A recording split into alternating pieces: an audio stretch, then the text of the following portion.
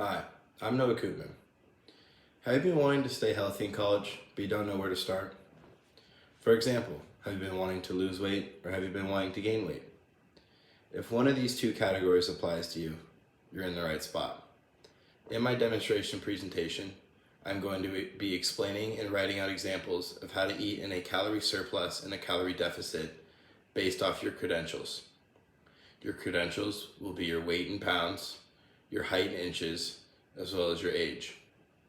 For this presentation, besides those credentials, you're going to need a pen, a piece of paper, and a calculator. I will explain in this presentation how to calculate and eat in a calorie deficit and calorie surplus to help you obtain the goals that you want while having fun in college. The first step in calculating these numbers is gathering your BMR, or your basal metabolic rate. This formula was created in 1990 by Dr. Mifflin, and it is as shows: 4.5 times your weight in pounds, 15.9 times your height in inches, subtracted by 5 times your age in years. And for men and women, the end of the formula is different. For men, you would add 5 to this number, and for women, you would subtract 161. For an example for this, I would use myself, a 200-pound, 6-foot, 18-year-old man. These calculations show what my BMR, or my basal metabolic rate, is equivalent to, 2014. The next formula we need to use is the total daily energy expenditure, or the TDEE formula. This formula is your BMR, which we just calculated, multiplied by one of the 5 exercise variables down below. And to show you an example of this formula, I will use myself again with my BMR, which we calculated at 2014, and my exercise multiplier being the middle category, 3 to 5 days, at 1.55. My total daily calories should come out to be around 3,122 calories. For the final step, calculating the amount of calories needed to eat in a deficit or a surplus. First, with the deficit. If you wanted to lose 1 pound a week, you would need to eat in total 3,500 calories less. So if you divided that by 7, it would be 500 calories per day.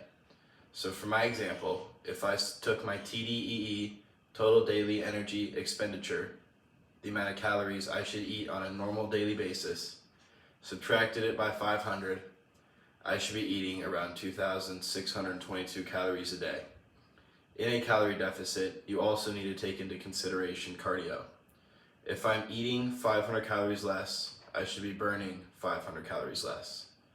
If I'm eating 1,000 calories less, I should be burning 1,000 calories, etc., etc. On the other side, for the calorie surplus, another example, if I wanted to do a half a pound a week, it would be 1,750 calories a week total. Divided that by 7, you'd have 250 calories a day. For my example again, if I took my TDEE, 3,122, and added 250 calories to that a day, I should be eating 3,372 calories every day, and I should gain a half a pound a week. And that concludes my demonstration presentation.